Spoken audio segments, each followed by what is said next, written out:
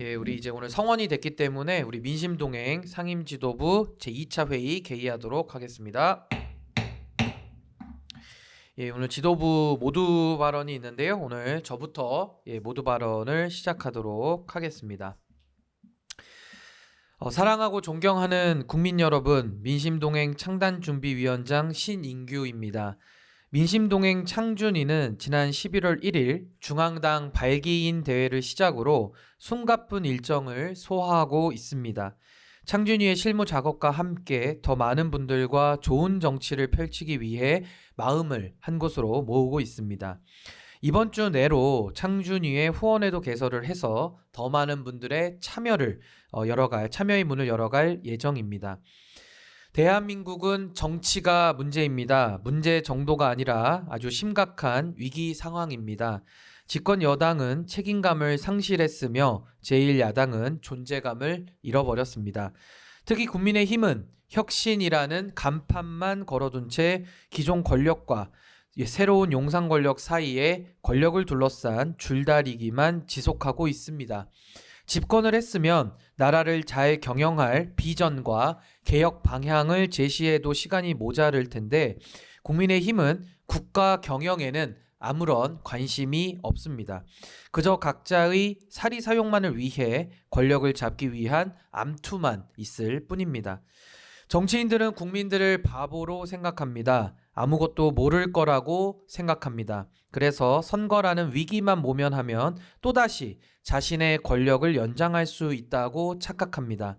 양당의 적대적 공생관계 속에서 지금까지는 매우 비겁한 방식으로 국민들을 속이면서 자신의 권력을 연장했을지도 모릅니다만 이제 민심동행이 출범한 이후부터는 달라질 것입니다. 국민들은 양당에 대한 비토만 가지고 지지를 결정하지는 않습니다. 양당에 대한 비토를 넘어서서 새로운 시대를 열어갈 비전을 제시하면서 국민들께서 공감하시는 비전에 대해 아낌없는 지지를 보내주실 것입니다. 그런 의미에서 정당은 비전과 가치를 가져야 합니다. 무엇보다 새로운 시대를 열어갈 시대 정신을 제시해야 합니다. 민심동행은 다원화의 시대 정신을 이미 밝혔고 다원화의 시대 정신으로 대한민국을 완벽하게 리셋하고자 합니다. 다원화라는 가치는 개개의 국민의 개성과 만족을 중시하고 개인이 최대의 행복을 추구할 자유를 보장하는 것을 의미합니다. 민심동행은 보수의 새로운 가치와 지평을 열어 다원화의 시대를 열어가겠습니다. 그러기 위해서는 개방과 경쟁이라는 두 가지 도구를 적재적소에 투입해야 합니다. 특히 정치의 영역에서는 개방과 경쟁을 통해 정치 서비스의 공급자인 정치인들이 수요자인 국민들을 잘 살게 만들기 위한 건설적이고 책임있는 정치를 시작해야 합니다. 민심동행은 모범정당 6S 원칙을 제시했고 그중 첫 번째 원칙이 소울입니다. 이념과 가치 그리고 비전이 없는 정당은 오래가지 못합니다. 기준이 합의되지 않았기 때문에 매 사안마다 결정을 주저하거나 합의가 되지 않아서 매 사안마다 결정을 잘못하는 무원칙한 태도를 보일 수밖에 없습니다. 이것은 정치 불신의 근본 원인이 됩니다.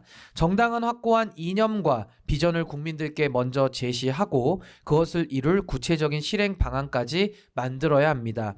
민심동행은 정치의 본령을 회복하겠습니다.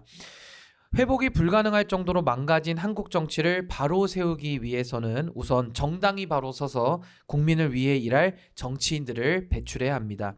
민심동행은 이념 혼합적인 떳떳한 정당이 아니라 철학과 가치에 근거한 떳떳한 정당이 되겠습니다.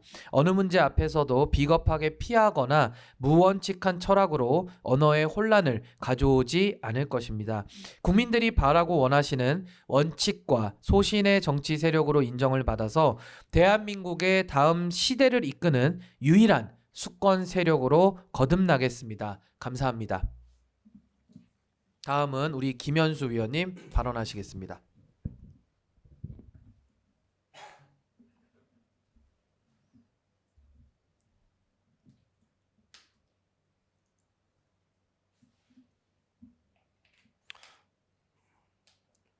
네, 안녕하십니까. 민심동행 청당준비위원회 운영위원 김현수입니다. 대학원생 올리는 예산 삭감이 문제입니다. 최근 정부가 2024년 R&D 연구 예산을 3조 4,400억 원 가량을 삭감한다고 발표해 이공계 대학가에서 비상등이 켜졌습니다. 이에 직격탄을 맞은 이들 중 하나는 바로 대학원생입니다.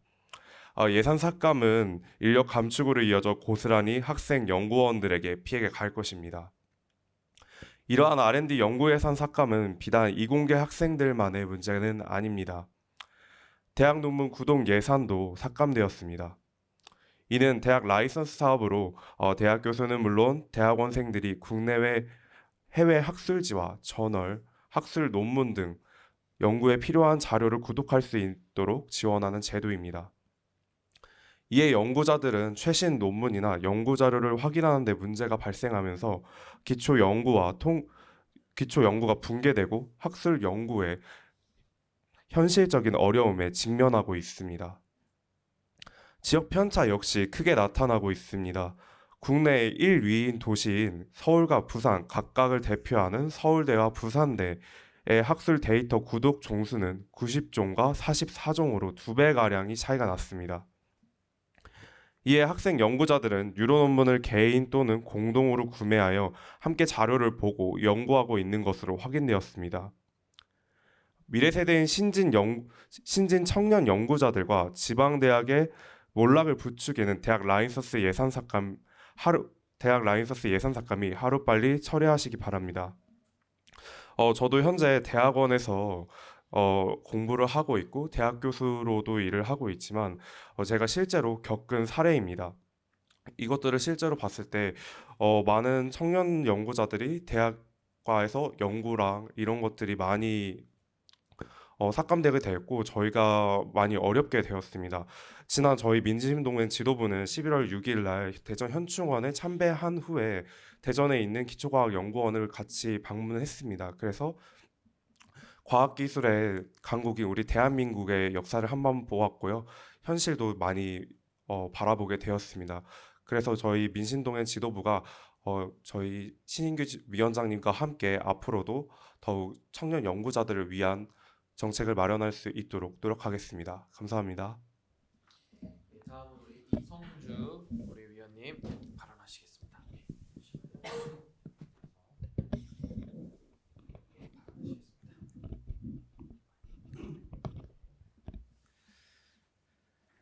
안녕하십니까. 민심동행 청준이 운영위원 이성주입니다.